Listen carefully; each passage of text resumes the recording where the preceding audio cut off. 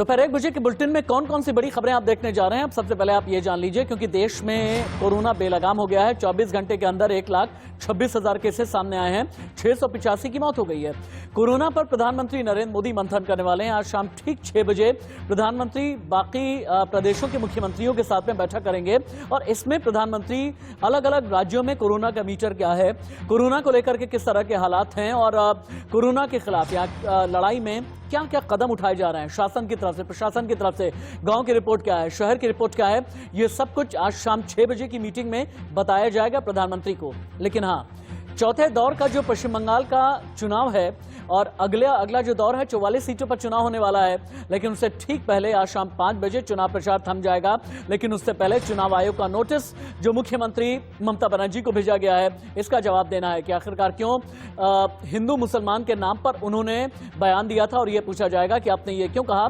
सारे ही मुसलमानों को एकजुट हो जाना चाहिए। और वहीं सचिन वाजे का लेटर बम है। सचिन वाजे के लेटर बम के बाद अनिल परब, जो कि महाराष्ट्र के ट्रांसपोर्ट मिनिस्टर हैं, फंसते नजर आ रहे हैं।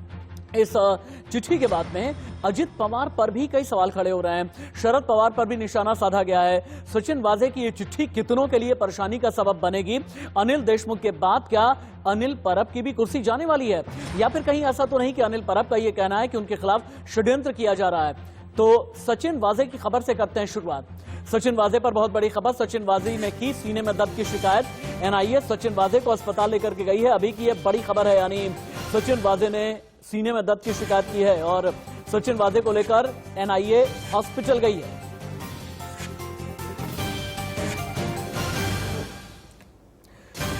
और अब आपको कुछ तस्वीरें दिखाते हैं कि सचिन वाजे केस में अभी तक क्या क्या हुआ है। महाराष्ट्र में सचिन वाजे का एक लेटर बम और गिरा है। सचिन वाजे ने चूंकि लिखित में बयान दिया, और लिखित में जो बयान है ये एनआईए के सामने पेश किया गया है, और एनआईए ने इसे कोर्ट में पेश किया है कि सचिन वाजे ने इसमें अनिल परब पर भी निशाना साधा है। सचिन वाजे ने अनिल परब को भी सवालों के कटघरे में खड़ा किया और यह कहा है कि सचिन वाजे को यह कहा गया कि ट्रस्ट में जाओ और अलग अलग जो ट्रस्ट होते हैं ना, जो एनजीओ होते हैं, उनसे भी वसूली करके लेकर के आओ। यह बात कही है सचिन वाजे ने ट्रांसपोर्ट मिनिस्टर अनिल परब को लेकर के। लेकिन हां, किसका निकलेगा दम? वसूली कांड में क्या एक और मंत्री घिरने वाले हैं? करोड़ों की वसूली का सच क्या है? इन सभी के बीच में उद्धव ठाकरे अभी भी मौन है।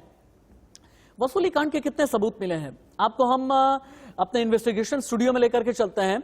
अभी तक जो 100 करोड़ का वसूली कांड है, परमबीर सिंह ने सबसे पहले एक चिट्ठी लिखी। इसमें एक ऑडियो टेप सामने आया और इस ऑडियो टेप के साथ में यह कहा गया कि रश्मि शुक्ला ने फोन टैपिंग कराई, जिन जिन पर भी वसूली के आरोप लगने का शक था। सचिन वाजे ने चिट्ठी लिखी है, परमबीर सिंह ने चिट्ठी लिखी है, रश्मि शुक्ला की चिट्ठी है, नोट गिनने की मशीन, मिस्ट्री गर्ल, सचिन वाजे का कबूलनामा। इतनी चीजें हैं जो अभी तक सामने आई हैं। वसूली कांड के ये सबूत हैं। एनआईए ये सबूत खंगाल रही है और एनआईए के साथ साथ सीबीआई भी इन सबूतों को लेकर के आगे बढ़ रही है। और सीबीआई की जद में परमबीर सिंह हैं, सचिन वाजे हैं, अनिल देशमुख हैं, अनिल परब हैं। क्या ये माना जाए कुछ अभी मंत्री हैं, कुछ अभी संतरी हैं? 100 करोड़ की वसूली के कितने किरदार हैं? खादी के 4 लोग कौन हैं जो फंसते हुए नजर आ रहे हैं? पहला नाम सचिन वाजे, अगला नाम परमबीर सिंह यानी मुंबई के पूर्व पुलिस कमिश्नर, तीसरा नाम अनिल देशमुख महाराष्ट्र के पूर्व गृह मंत्री, और महाराष्ट्र के मौजूदा ट्रांसपोर्ट मिनिस्टर अनिल परब। ये 4 नाम हैं जो 100 करोड़ की वसूली के किरदार में सामने आ रहे हैं। लेकिन असली विलन कौन है? इतना कुछ हो गया, उद्धव क्यों मौन है? सचिन वाजे गिरफ्तार, लेकिन उद्धव ठाकरे खामोश। परमबीर की कुर्सी गई, उद्धव ठाकरे कुछ नहीं बोले। अनिल देशमुख की कुर्सी गई, अनिल परब पर आरोप लगा, लेकिन उद्धव ठाकरे ने चू तक नहीं की। वसूली कांड, मनसुख मर्डर, एंटीलिया कांड हो गया, अंडरवर्ल्ड के लिंक सामने आए, पुलिस विभाग में भूचाल हो गया, एनसीपी शिवसेना का तनाव, शरद पवार अमित शाह की मुलाकात, सीबीआई जांच, एनआईए इन्वेस्टिगेशन। लेकिन अभी तक उद्धव ठाकरे मौन है। इसके पीछे की वजह क्या है? क्या ये समझा जाए कि उद्धव ठाकरे ऐसा कुछ है जो छिपाने की कोशिश कर रहे हैं? उद्धव ठाकरे को यह लग रहा है कि यह सरकार फंस गई है, यह सरकार जाने वाली है। अगर सचिन वाजे वसूली करता था तो टारगेट कौन सेट करता था? अनिल देशमुख का ऑर्डर और अनिल परब के ऑर्डर में क्या क्या शुमार था? अब आप ये देखें। अनिल देशमुख का जो ऑर्डर था, इसमें यह कहा गया था कि 1750 मुंबई के बार और रेस्टोरेंट हैं, जा करके वहां से वसूली करो। ये अनिल देशमुख का ऑर्डर होता था और 100 करोड़ की वसूली के ऑर्डर जारी किए गए थे। ये कहना है सचिन वाजे का, ये कहना था परमबीर सिंह का। लेकिन अनिल परब ने भी इस तरह के ऑर्डर दिया करते थे। सचिन वाजे ने चिट्ठी लिखी है कि वो ये कहते थे कि ट्रस्ट है, ट्रस्ट का नाम बताया जाता था, ये कहा जाता था ट्रस्ट से, कॉन्ट्रैक्टर से 50 अलग अलग कंपनियों से जा करके 2-2 करोड़ की वसूली करो। ये अनिल परब पर आरोप लगाए हैं सचिन वाजे ने। सीधे हम चलते हैं ग्राउंड जीरो। प्रीति सोमपुरा मेरे साथ में जुड़ी हुई हैं। प्रीति सोमपुरा, मेरा पहला सवाल तो यह है कि क्या महाराष्ट्र के पूर्व गृह मंत्री अनिल देशमुख के बाद अब ट्रांसपोर्ट मिनिस्टर अनिल परब की कुर्सी भी खतरे में है? देखिए, जिस तरीके से अनिल परब ने कल प्रेस कॉन्फ्रेंस में कहा था और साफ तौर पे उन्होंने कह दिया था कि जिस तरीके से ये लेटर बॉम्ब जो सचिन वाजे ने कोर्ट के सामने रखा है, इसमें कहीं ना कहीं बीजेपी का हाथ है। यानी कि कहीं ना कहीं जो है अनिल परब अपने आप को बचाने के लिए बोल रहे हैं कि मैंने कभी भी इस तरह की वसूली मांगी ही नहीं है। अब देखना ये होगा कि शिवसेना इसको लेकर क्या कहती है। लेकिन शिवसेना की बात करूं तो जिस तरीके से आज सुबह जो है संजय राउत ने भी मीडिया से बात की थी, संजय राउत ने साफ तौर पर कहा है किस तरीके से तो आरोप हर बार लगते रहेंगे, इसका मतलब ये नहीं है कि हम बार बार मंत्रियों का इस्तीफा लेते रहे। यानी कहीं ना कहीं जो है शिवसेना जो है अब अनिल परब को बचाने की कोशिश कर रही है।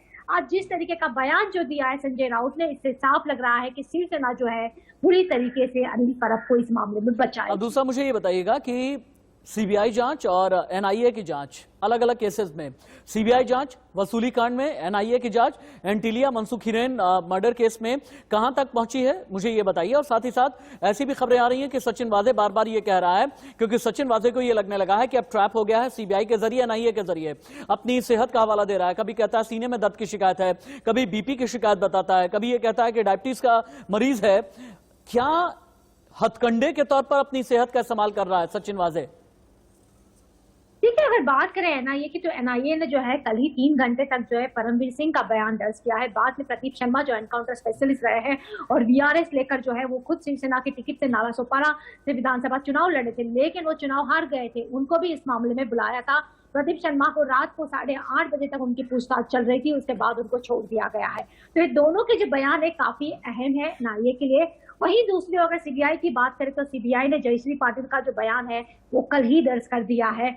अब इस वसूली कांड में जो है परमवीर सिंह से भी पूछताछ सीबीआई करेगी। वहीं दूसरी अगर बात करें तो सचिन वाजे अभी भी जो है अपने आप को बचाने की कोशिश कर रहे हैं। इसके पहले भी जो है पिछले हफ्ते भी जो है उन्होंने कोर्ट के जरिए कहा था, अपने एडवोकेट के जरिए। प्रीति सोमपुरा, बहुत शुक्रिया आपका, बहुत शुक्रिया आपका इस तमाम जानकारी के लिए, तमाम अपडेट के लिए। आगे भी आपके साथ हम जुड़ेंगे। आगे बढ़ते हुए पश्चिम बंगाल की बड़ी खबर पर नजर डाल लेते हैं। योगी की आज 3 रैलियां होने वाली हैं और ये कहा जा रहा है कि चौथे चरण के चुनाव से ठीक पहले ये एक डिसाइसिव रैली है और 3 जगह पर जेपी नड्डा का रोड शो भी है। तस्वीरों के जरिए आप ये देखें आज क्या क्या पश्चिम बंगाल में नया होने वाला है। वहीं पश्चिम बंगाल के ही टॉलीगंज में मिथुन चक्रवर्ती का भी रोड शो है। ममता बनर्जी की 3 जनसभाएं हैं और ममता बनर्जी जो व्हीलचेयर के जरिए, जो फुटबॉल के जरिए, खेला के जरिए न जाने कितनी बार अपनी राजनीति को आगे बढ़ाती हुई नजर आ रही हैं। मां माटी मानुष का नाम नहीं लेती हैं ममता बनर्जी, लेकिन हाँ अब असदुद्दीन ओवैसी की 2 जनसभाएं हैं, अब्बास सिद्दीकी की भी जनसभा है। ये 2 जो किरदार है ना, असदुद्दीन ओवैसी और फुरफुरा शरीफ वाले अब्बास सिद्दीकी, इन दोनों को ये पता है कि चौथा चरण और 5वां चरण यहां पर मुस्लिम जो मतदाता हैं ये बहुत ही निर्णायक भूमिका निभाते हैं। सीधे तौर पर कहीं पर 48%, कहीं पर 58%, कहीं पर 56%। जो चौथे चरण का चुनाव है यहां पर मुस्लिम मतदाता निर्णायक भूमिका में रहते हैं। लिहाजा इन्हें लुभाने के लिए, ये बताने के लिए कि हम तो तुम्हारे ही हैं, हम तुम्हारे वेल विशर हैं, हम आपके शुभ चिंतक हैं, और मुस्लिम वोट बैंक का इस्तेमाल करने के लिए आज कई और जनसभाएं होने वाली हैं। लेकिन अभी की बड़ी खबर, बंगाल में आज यूपी के सीएम योगी आदित्यनाथ ने धुआंधार रैली उनकी होनी है। थोड़ी देर में हावड़ा में सीएम योगी रैली करेंगे। हुगली में सीएम योगी ने ममता पर साधा निशाना, कहा टीएमसी को 10 साल मिले, कुछ भी नहीं किया। महिला नौजवान से दीदी को कोई सहानुभूति नहीं है। योगी आदित्यनाथ ने आगे कहा 2 मई को सोनार बांग्ला का सपना साकार होगा। ममता दीदी ने कुछ नारे दिए थे बंगाल को, मां मानुष और माटी का। आज क्या हुआ इनका?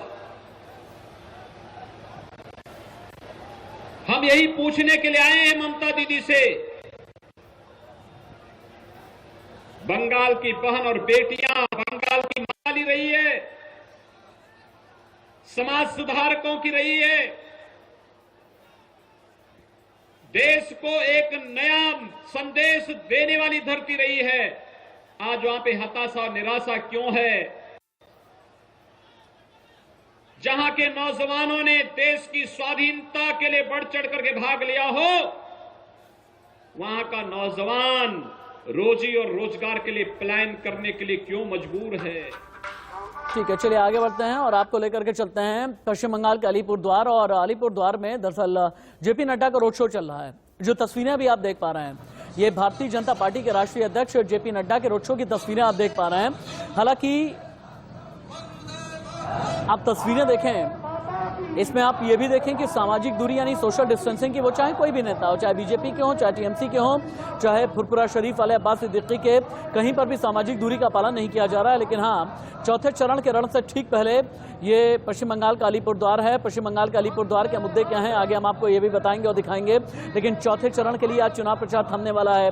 10 अप्रैल को 44 सीटों पर वोटिंग होनी है और उससे ठीक पहले ये अलीपुरद्वार में भारतीय जनता पार्टी को धार देने की कोशिश है। और अलीपुरद्वार में टीएमसी को कितनी टक्कर भारतीय जनता पार्टी दे पाएगी, क्योंकि चौथे चरण में अलीपुरद्वार के बारे में ये कहा जाता है कि जिसका होगा अलीपुरद्वार चौथे चरण के लिए, उसी के लिए सजेगा दरबार। वंदे मातरम, बीजेपी बीजेपी जिंदाबाद, बीजेपी बीजेपी जिंदाबाद, बीजेपी बीजेपी जिंदाबाद।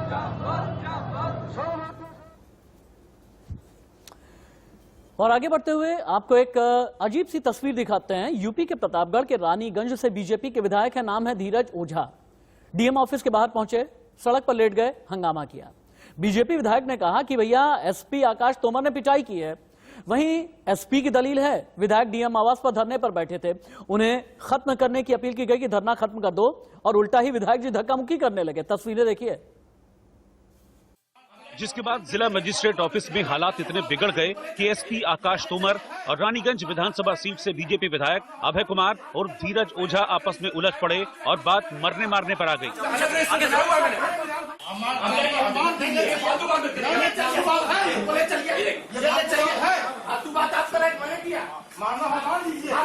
मैंने अलग रजिस्टर बनाया हुआ है, अब एक ही दिन गोली मार देंगे, विधायक को आप गोली मारेंगे, आप फिर गोली पूरी विधानसभा आएगी, मारो गोली मारोगे, विधायक को गोली मारोगे।